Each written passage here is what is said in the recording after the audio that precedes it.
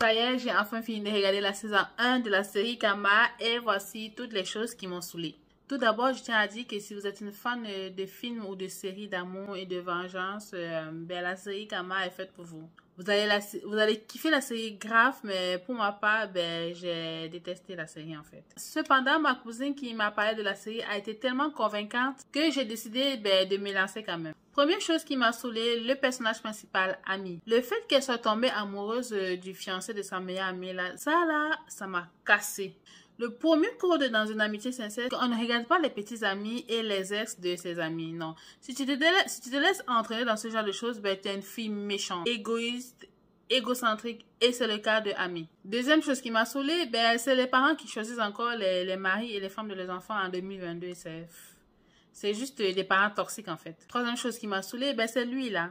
C'est-à-dire, tu persistes à épouser une fille tout en sachant que tu es amoureux de sa meilleure amie. C'est quoi le deal en fait, frère? C'est quoi le deal? La quatrième chose qui m'a saoulée, c'est des maris à partir de l'épisode où elle apprend que Rose est allée en prison.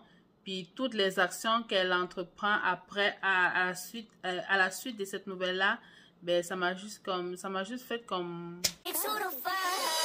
Il y a quoi que tu comprends pas dans le gars, il t'aime pas en fait. Il y a quoi que tu comprends pas dans ton ami t'a trahi. Fait que laisse-le dans le bulle là. Puis essaie de refaire ta vie là. Une autre chose qui m'a saoulée, c'est le fiancé de Maï. Ce gars-là, il la mérite pas en fait. Maï vaut mieux que ce gars-là. Le but de la série, la mère de Marie me saoulait vraiment. Non mais vraiment genre, quand je la voyais, puis mes nerfs montaient à... Ensuite, elle a commencé à me plaire, surtout la scène dans laquelle elle se retrouve face à face avec Ami, puis elle ne mâche pas ses mots. Elle m'a tellement plu dans cette scène-là. Alors que j'avais totalement perdu espoir dans les personnages de cette série, il y a ces deux personnages-ci qui m'ont comme défoncé les sourcils. Il s'agit de lui, Shérif, et de El Maï. Ce sont mes deux personnages préférés. Ce sont des personnes honnêtes, intègres, intelligents, qui font preuve de discernement et ils sont courageux. Je suis une personne hyper sensible. Du coup, est-ce que mon cœur va être capable de supporter de voir la saison 2 de Kama? Ça, je sais pas. Quoi qu'il en soit, avec mes yeux de spectatrice, je dirais que les notes que je donnerais par rapport à cette série-là, c'est au niveau du scénario, je donnerais une note de 8 sur 10. Au niveau de la réalisation, je donnerais une note de 8,75 sur 10. Au niveau du jeu des personnages, je donnerais une note de 7,5 sur 10. J'ai l'habitude de regarder des films sénégalais. C'est la première fois que je regarde une série sénégalaise. Et puis, je suis pas surprise. En fait, le travail est très bien fait. Puis je vous encourage vivement à découvrir cette magnifique série-là.